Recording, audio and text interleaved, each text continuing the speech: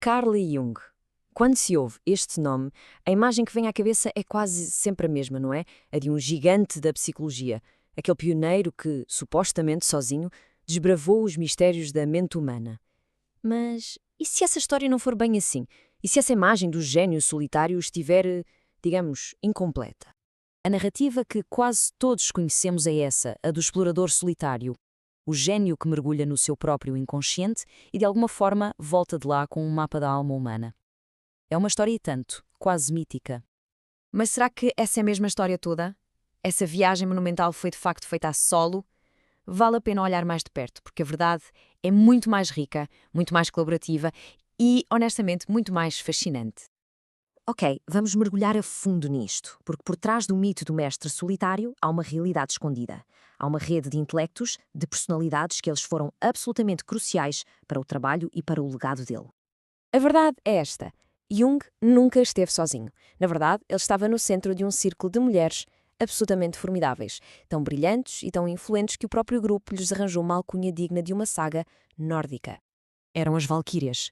É uma metáfora poderosíssima que descreve estas mulheres não como meras apoiantes, mas como co-arquitetas da psicologia analítica. Estavam lado a lado com Jung. E os seus papéis eram incrivelmente diversos. Esqueçam a ideia de que eram apenas pacientes ou alunas. Elas eram analistas pleno direito. Eram mecenas que financiaram todo o movimento. Pioneiras que levaram as ideias para o outro lado do mundo. E, claro, escritoras e editoras que literalmente deram forma às palavras que hoje lemos. E para percebermos a profundidade desta colaboração, temos de começar pelo núcleo, pelo círculo mais íntimo de Jung. É aí que encontramos duas mulheres que desempenharam papéis absolutamente centrais, embora muito, muito diferentes. O próprio Jung usou uma metáfora brilhante para as descrever.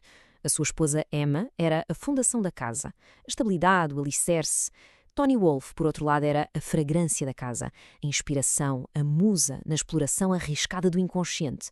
Uma era a estrutura, a outra a alma. A casa simplesmente não existiria sem as duas. E Emma estava longe de ser uma figura passiva, atenção. Era brilhante, com um humor afiadíssimo que mantinha o grande mestre com os pés bem assentes na terra.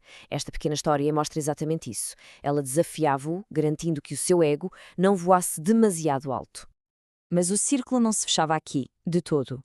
Para lá desta esfera íntima, havia um grupo de mulheres que pegou nas ideias de Jung e as transformou em algo real, palpável. Elas construíram um movimento, tijolo a tijolo. O que é fascinante é ver o quão concretas foram estas contribuições. Pensem nisto. Edith Rockefeller McCormick, com a sua fortuna, criou o primeiro quartel-general junguiano. Depois, Harding, Mann e Bertin foram as embaixadoras que levaram estas ideias para a América e as fizeram florescer lá. E Olga Fraude-Kaptein, bem, ela criou as lendárias Conferências de Iranos, um verdadeiro festival de mentes brilhantes. Cada uma delas deixou uma marca indelével. Mas, afinal, o que é que atraía tantas mulheres excepcionais a Jung?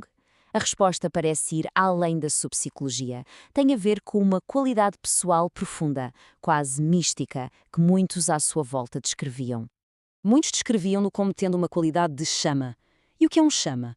É alguém que, basicamente, foi ao seu inferno pessoal e voltou. Jung atravessou a sua própria crise profunda, o seu famoso confronto com o inconsciente, e emergiu do outro lado não quebrado, mas com uma intuição quase sobrenatural. E essa percepção era por vezes assustadora. O Dr. Henderson, que o conheceu bem de perto, falou desta capacidade de ir direto ao coração dos problemas de alguém. Não era só intelecto, era uma conexão da alma para a alma. Isto leva-nos a uma ideia fascinante. Jung como um pigmalião. Tal como o escultor do mito que se apaixona pela sua estátua e lhe dá vida, Jung parecia evocar o potencial que já existia nestas mulheres. Com ele, elas não se sentiam analisadas, sentiam-se reveladas, ajudadas a tornarem-se mais elas mesmas.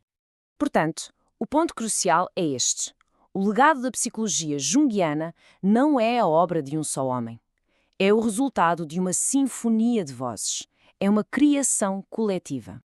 E este legado não é nada abstrato. É feito de tijolo e argamassa. Olhem para esta linha do tempo. Desde o primeiro clube em 1916, passando pelos lendários encontros de Eranos, até o próprio Instituto C.G. Jung em 48, cada um destes marcos foi construído com o impulso, o financiamento e a visão direta destas mulheres. Portanto, a história de Jung é inseparável da história das Valquírias. O seu gênio não floresceu no vácuo, mas sim num ecossistema riquíssimo de colaboração, desafio e de apoio, que foi fornecido por este extraordinário grupo de mulheres. No final de contas, a história de Jung, contada desta forma, força-nos a fazer uma pergunta muito maior.